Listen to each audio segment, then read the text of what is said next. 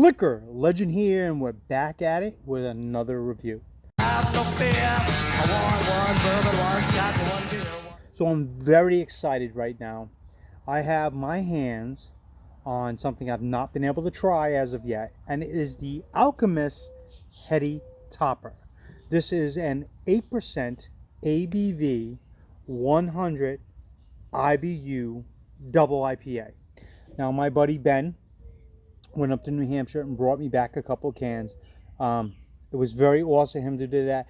You know, I come across beers all the time, but I come across beers that's a little more accessible. You know, I can't just be taking trips up to New Hampshire, taking trips up to Vermont, where Alchemist is from, to just grab beers. I'm a family man. I got family duties to deal with, so I don't have that time as other people who are a little more free in life can just take those trips.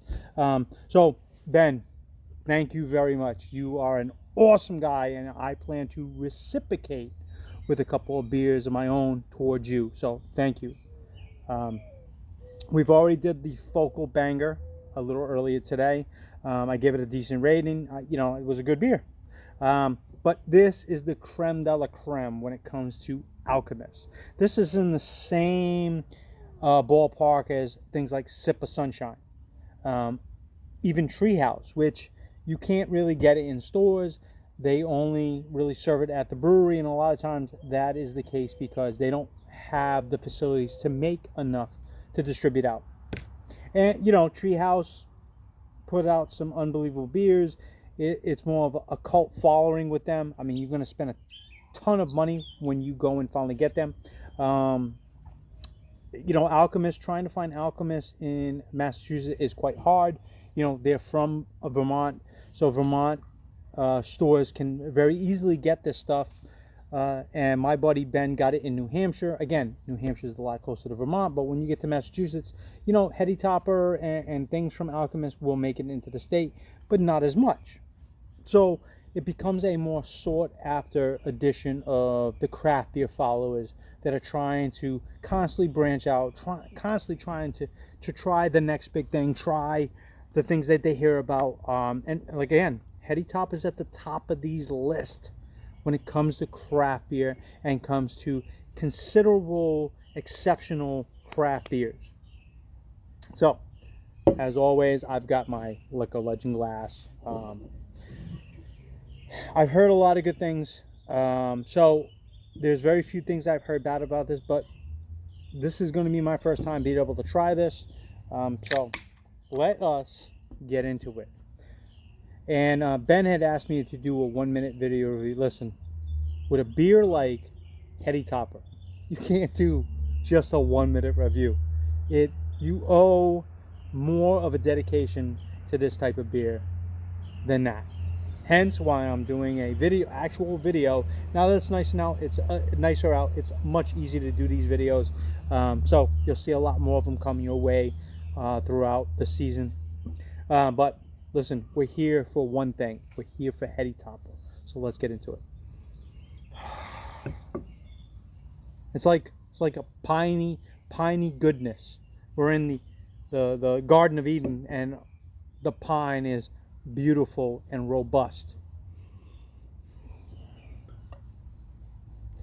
And it deserves a classic pour. It deserves a good pour. So you got to take your time with these better beers that you can get your hands on.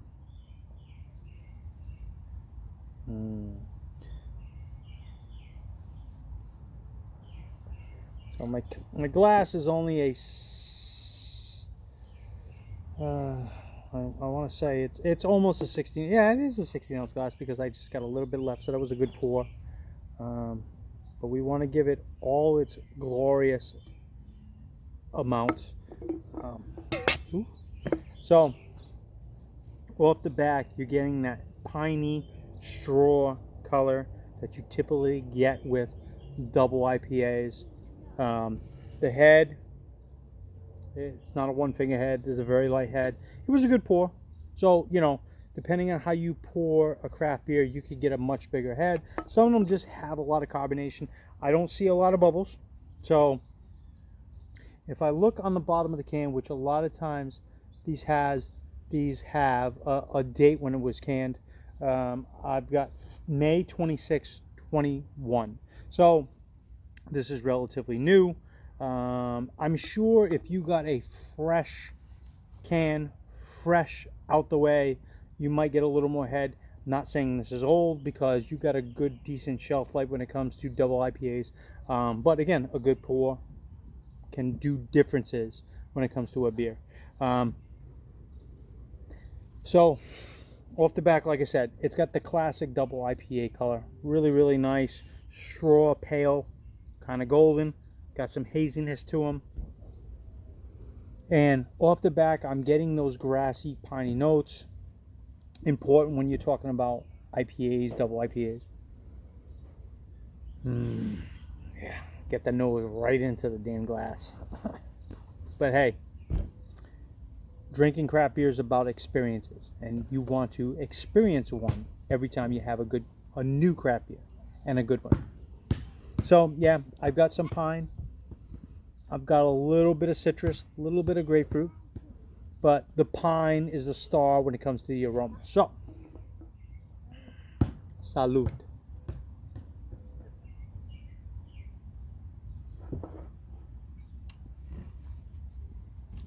Very perky. I get that good acid right away. You know, I've tasted a lot of things over the years being in the liquor industry. And, you know, with white wines, you get that acidic taste. I tend to get acidic taste with a lot of these beers, which is nice because it perks you right up. Makes you feel alive. So a good acidity right off the back. Decent carbonation.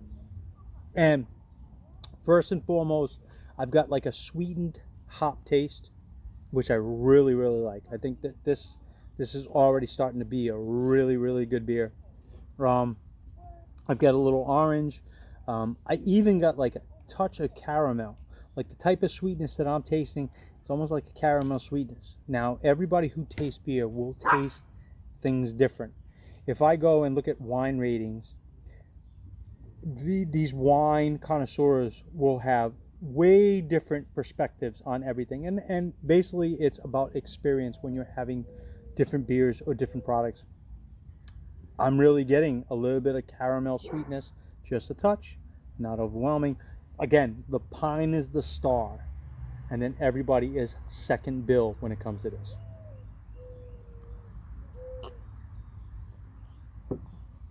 Yeah, great acidity, a little bit of rounded sweetness. I've got a little mandarin orange, very, very nice. And when it comes to the finish, which is very important with a lot of these beers, so it lingers, you know, it lets you know, hey, I'm still here for you. Yeah, really well put together, easy drinking. You know, the fact that it's a double IPA, yep, the IBUs are definitely up there. That pininess, that resininess, even that bitterness is definitely there. If you get into like the New England IPAs, you tend to get less of an IBU, more like 50s and 60s. A lot of times this is labeled a IPA, and it's kind of funny how when they label these beers, you know, some of them are labeled hazy, some of them are labeled New England's. I mean, it is hazy, but the company, the brewery, is labeling it as a traditional IPA or double IPA. So really nice. And again, this is not something you're going to pound. You're going to enjoy these. You know, when you get to the doubles and the triple IPAs, which are any IPAs in the 10% range or higher, you enjoy them. You know, you're experiencing the moment.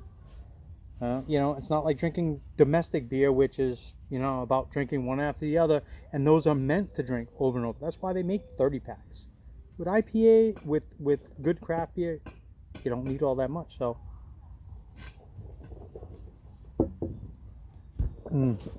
yeah, teeny bit of creaminess, but not overwhelming. It's not prevalent like some of the beers that I've rated in the past. I had some really creaminess about them.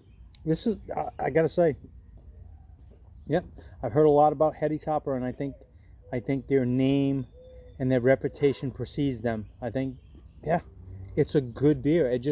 I wish it was a little more accessible in the state of Massachusetts. You know, some stores can get it, some stores can't.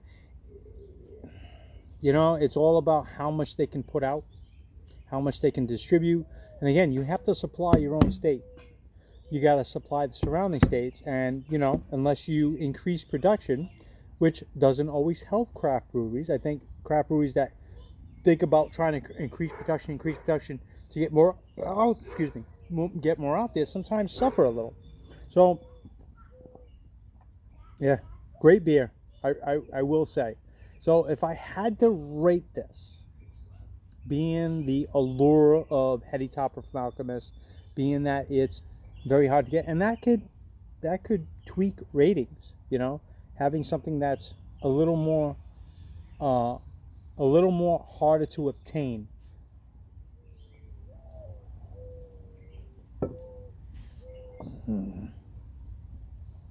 Ben, you did a great job, buddy. Thank you very much for bringing me these, bringing the 2 beers you bought. Awesome beers. But I gotta come down to a point to this video, and it's about rating this. This is tough.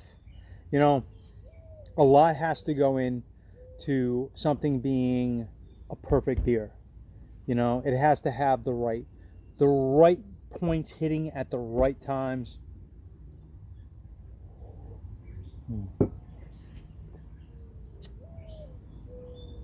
I'm going to give this a 4.9. And the reason that I'm going to give this a 4.9 and a 5.0 and not a 5.0 is because accessibility. You know, you find a beer that you really like, you want to make sure you can always get your hands on it. And I hate to say this, but Heady Topper is not an easy beer to get when you're in Massachusetts. So yeah, I'm gonna I'm gonna give up that negative 0.1 based on availability. I don't want to have to travel 20-30 miles to get my favorite beer. I don't. If this was more accessible in the state of Massachusetts, sure, I could easily give this a 5.0, but you know, the fact that it's a great beer, the accessibility is what kills it a little, you know. Same thing with Sip of Sunshine. Sip of Sunshine, I have not tried a Sip of Sunshine. You know, I intentionally don't try certain beers simply because there's other beers more available, and that's the ones that I'm going to try over and over. Again, this is great. I don't make a lot of trips out to New Hampshire like my buddy Ben does, but I'm sure if I was closer to Vermont and I had a chance I saw this beer in a store and I wanted to buy it, yeah, I definitely would buy this. 4.9 is a really, really good score. And again, it could be 5, not as accessible as other beers. You know, I can get a Mighty Squirrel all the time. I can get a Lord Oboe all the time. But Lord Alchemist, Heady Topper, little tougher to negotiate. So, yeah, really good beer. A solid 4.9 in this. Really well done. I don't know the average. I've heard in the past $20, $22 for a 4-pack. And that's about average for something that's a little harder to get in the industry. A little harder to get your hands on because of what they make and what they can produce and what they can put out there in the marketplace. And I will say, one final thing about this is this, if I can be in Vermont and try this on draft, it would really be something, because I think draft beers can bring a different level to something that's already canned. Usually with the draft beers, you get much fresher beer than a canned beer. You know, you buy canned beer, you don't know how long it's been on the shelf, and it is tough for us people who are in the liquor industry trying to get fresh beer. It's not easy to get fresh beer and then promote it. Things don't sell off the shelf like that. It's not as easy to get rid of the supply. So, you know, us liquor stores are always trying to get rid of stuff. If it gets too far out of code, you got to get rid of it. You got to get the distributors or the distillery to pick it up, the brewery to pick it up. But yeah, once again, I'm going to thank Ben. Ben, you're awesome, buddy. I really appreciate what you did for me. These beers are awesome. And again, I plan to reciprocate by giving you some really good beers. And hopefully you can get a little more used to the camera. I know you're starting to get used to that. That's what we want. We want craft beer enthusiasts to get in front of that camera and talk about these beers. Try them. Tell other people what they're like, so people who aren't used to being in front of the camera get enough guts to say, you know what, I'm going to start tasting my beers. I'm going to get in front of the camera. You don't have to own a store, even though it helps to get it, because I own a store. I get more beers than the average person. I don't have to pay for them.